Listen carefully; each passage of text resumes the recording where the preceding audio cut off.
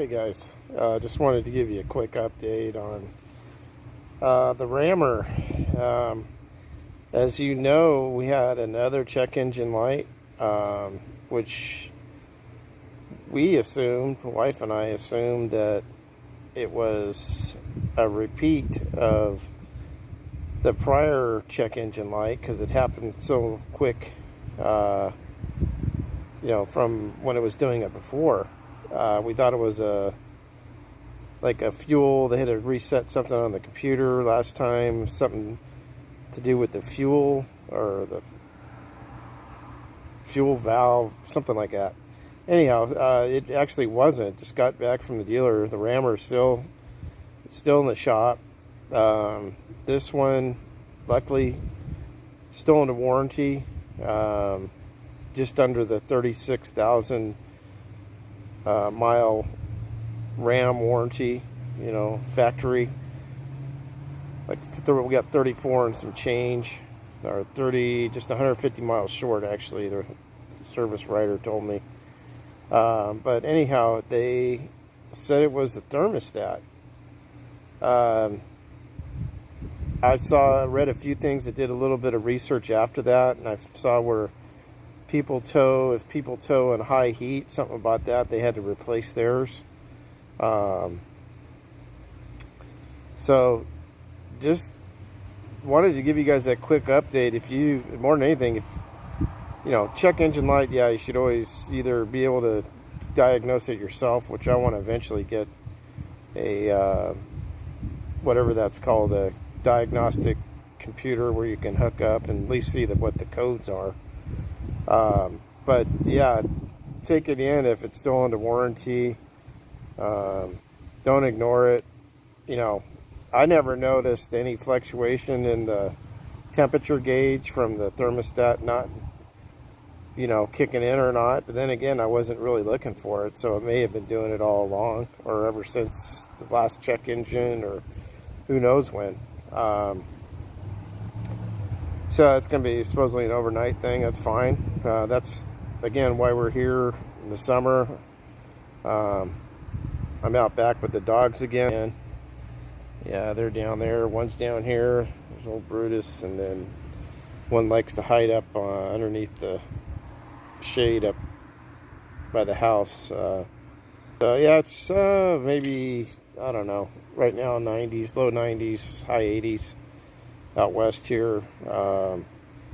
So yeah, just really wanted to give you guys that update. We're probably going to tow again in October, so we're taking care of ourselves, getting medical done, and vehicles. We are actually going to go out to the RV. I think I let everybody know last time. Now the RV is actually about 3 hours from us in storage. For one, it's cheaper and it's covered. It does get hotter there, but it is dry heat, so not too concerned mainly that it is covered. That helps. Have a family member there to help keep an eye on it. We're going to go out and got some things to do in the area anyways. It's going to be god awful hot. That's fine. We'll be mostly in AC or riding in an AC car. Yeah, we won't take the rammer out there. Guys, I'm getting ready to do a test with the Uni pizza grill I talked about in the last video. Got it online. Oh no, I'm sorry. Got it at Lowe's. Wife likes cooking pizza, and we've talked about actually building one until one of these came along. And although not exactly cheap, they are, I'm sure, a lot less expensive than trying to build one yourself. I just loaded the wood. I'm going to do a test fire to make sure I can get it up to 930 degrees, I think it is. There's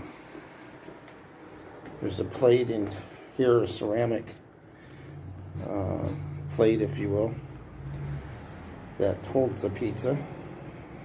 Slide it in and rotate it is the theory. Lights back there, and then the flame, and then the smoke comes up through here and exits. So it's like your typical draw smoker passes over.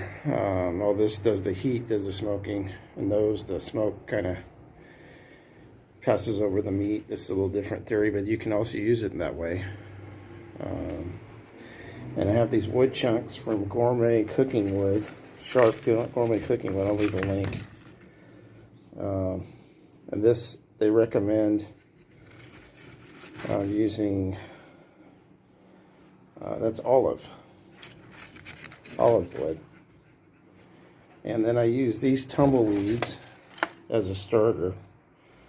I've done a fair amount of smoking. As you can see, it's a wet smoker. So I know a little bit about the wood. This is the first time I'm firing one of these up, so we'll see. I usually use a mix of charcoal and wood to get everything going and do your true smoking, if you will.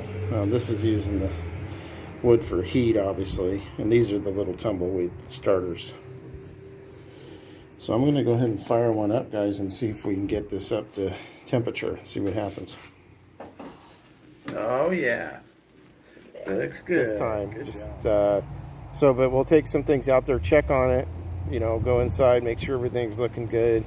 Again, especially sitting out there in that high heat. But again, yeah, fill up some propane and start getting ready for the next time we take it out, which actually be probably right there in the RV park. But it's always a good thing to check on your equipment, check on you know, the storage area, see how it's looking as far as security. Last time there was any concerns. It was a little tight getting in. Maybe I'll do a video on that. Anyhow, so that's pretty much it, guys. I did want to just give a quick update on the fuel. I did finally get the open roads and the Gas Buddy cards going. The open roads, there's not too many gas stations near us here. Although I noticed there's some in Arizona that are, I want to say, in the 480 range for, I think, diesel. I could be wrong on that. I'll try and put it on the screen. And then for unleaded, we're actually right around the $6 mark here. And I found it with the Gas Buddy card, which is pretty good. Normally Mobile is higher or less than Chevron before I had the card, and this time Chevron was less than Mobile. That's even with the Mobile program, which gives you, I don't know, pennies. I think I fueled about roughly 11 gallons yesterday on the Gas Buddy card and saved about $2.70. It's money in the bank. So that's just a little update on, you know, those couple things I wanted to touch base with you guys. Has anybody else used any other gas cards? Those are the main ones I've heard of. I heard about them from my brother-in-law. Well, the Gas Buddy anyways. You know, maybe there's other savings. I know Sam's for diesel is about $60 cheap, 60 cents a gallon cheaper, from what I found. And then Costco's got pretty good savings on unleaded. I think I want to say about the same, about 50 cents a gallon, if not more. And that's hard to beat. So we got a Sam's when we go one way, and we'll try and take the truck. If it does need diesel, we'll try and take it with us. Needs to be driven anyway. Occasionally it's been sitting more than it used to. And then if we go the other way, we have a little car, a little Hyundai. We'll go try and fill it up with gas at Costco, and try and be efficient that way as far as where we fuel up, and try and, if we can remember, half the time we can't remember, to go fuel up for one thing. But nowadays I think we are more and more, just due to the high cost of it and kind of the sting of filling even a 50, you know, if you got 15 gallons worth, you can really fill that one. If it's 20 or more, like I've done in the truck before, gallons I'm talking, you know, it's really nothing for a diesel owner, especially if you got a bigger tank. I do try and, I don't know where I read a couple things, I do try and keep both the gas above a half tank, or right at a half tank, no lower. in the truck. And I don't know where I read that. It had something to do with either the pump or some other issue that it tries to prevent. I don't know if you guys have heard that. Leave a comment below. And I know I talked to the service writer real briefly back onto the truck.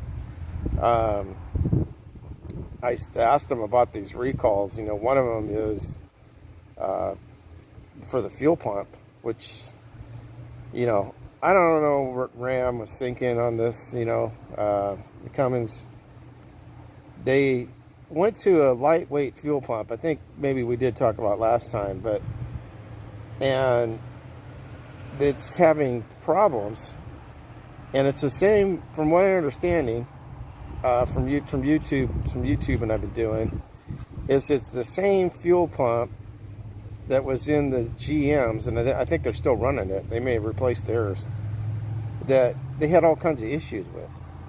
So why would they go to that? Okay, I get it's lighter. I know what they're trying to do. Lighter materials, all that. But why would they go to something that has known issues? That makes no sense. Anyways, I told the service writer, why don't they just go back to the whatever the 4th gen's running? You know, I think it's the 3rd gen pump. But again, I don't know. I don't know if they're gonna fix that anytime soon, because according to everybody I've talked to, they haven't made a decision on what to do, even though they have a recall on it. They've admitted there's a problem. Obviously, enough people have complained or brought their trucks in for repair. So along those lines, and I think that may be the half filling of the tank thing that I do, that I heard somewhere. And the other thing is I still try and warm up the whatever it is, glow plugs, coils. Even though you technically don't have to, I still try and give it 5 seconds. So I think it's priming the pump is actually what it's doing. Anyhow, not a mechanic. Just letting you guys know some of the things I do. And I'm sure if somebody's more mechanically inclined, please let the community know. Leave a comment. What do you guys do to try and prevent things? I did hear recently that you don't have to spin down or cool down the turbo. I used to let it run quite a bit. I just now run it for about 30 seconds is what I've heard. And that just, what that allows to do is it stops the turbo from spinning so quickly, and it just slows it down enough to where it won't damage it if you just shut the car right off when you pull up. Little things you learn. Before, I would thought it was cooling down the turbo, which, you know, if you're watching your temperature gauges and going by that, it never seemed to lower that gauge anyways. Maybe the turbo was cooling 5-10 minutes, but then you're idling. You're not supposed to idle too much. That's the other thing. So all these little things you try and do to get more longevity out of your motor. So yeah, we're coming up on the 36,000 mark with it. Luckily got it in right for that one. Do have an extended warranty through CarMax, and so they're normally pretty good on stuff. We've had other stuff, other trucks that they've made it good when you do have an issue. So not too concerned when this one does run out, but it's more of a hassle than anything. I don't know if anyone's been down that road, but if you say this one was over, and I'd probably have to come out of pocket initially, I think is how it works. And then they get a hold of CarMax, the Ram dealer, Dodge dealer, get a hold of CarMax and get it approved, and they'll probably end up reimbursing, I think is how it works. It used to. So it's not that big of a deal. It is a bit of a hassle. Again, you probably have to come out of pocket, so be prepared for that. How about you guys? How's your trucks doing? You know, we were talking about it earlier. This truck's actually done pretty good. It's done a lot of hot weather towing. Even though we do try and avoid towing in the summer, we've hit some hot stretches with it. And it's done pretty well, knock on wood. It's every time we've asked it either tow our last trailer or this newer fifth wheel, even though it's a year old now.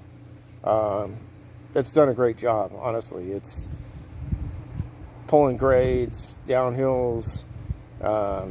Occasionally when I have passed people when they're just going so god-awful slow down the freeway, You just have to pass. Otherwise, I'm usually that 65 mile an hour person, far right or middle lane occasionally, following the trucks. But so trying to, I guess you could say, babying it, you know, but occasionally getting on it, and it's got the power. If you need it, it gets on it. Even towing, it's pretty impressive.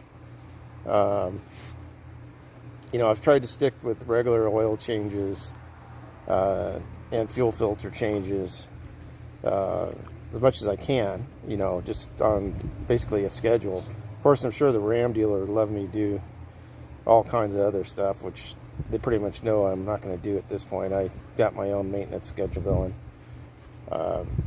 Anyhow, so that's pretty much it. I just wanted to give you another update as they come. As we get closer to the trip, which I guess I was adding up to the day, seems like a long ways away, but it's about, well, a little less than 3 months. That makes me feel a little better about it anyways. So, you know, we'll start preparing. We already have some buckets. We lost one of our red buckets we use underneath the auto leveling jacks in the front. You may have seen that video where it actually got stuck. It didn't get stuck. It went very far down in some soft sand, clay type material up in Flagstaff. That made us a little nervous. But the bucket saved us on that. It went halfway down the bucket. So it's the red buckets you can find on Amazon. I'll put a link if you guys want it. I mean, more than anything, they're kind of pricey, but we know they do a good job. They're tried and tested by us. They have a rim on top that holds that leg on there, if you will. There's some cheaper buckets I've seen out there, I think on Amazon and Walmart, that are gray, that we're just not sure about. They are quite a bit less money, but they don't have that. There's that rim around there that we feel like that makes these red buckets superior. Anyhow, guys, that's pretty much it. Again, if you have a comment, you know, hit the thumbs up. Appreciate all of it. Subscribe. More than anything, just to share, you know, the community information out. Maybe someone learns from this, and maybe, you know, it goes back the other way. Maybe if you guys leave a comment, let me know. I definitely learn every time. You know, I appreciate every single one of you. And, you know, maybe you're traveling right now and you're out camping and you're seeing this and having a great time. You know, more power to you. I'm glad you're out there in the summer. I know a lot of people, that is their time to travel. They love going wherever it may be, Yellowstone, Yosemite. I know Florida has beautiful areas. You know, maybe put some of that too. Where's your favorite campgrounds? And can learn some of those too. Anyway, we'll talk to you guys next time. God bless.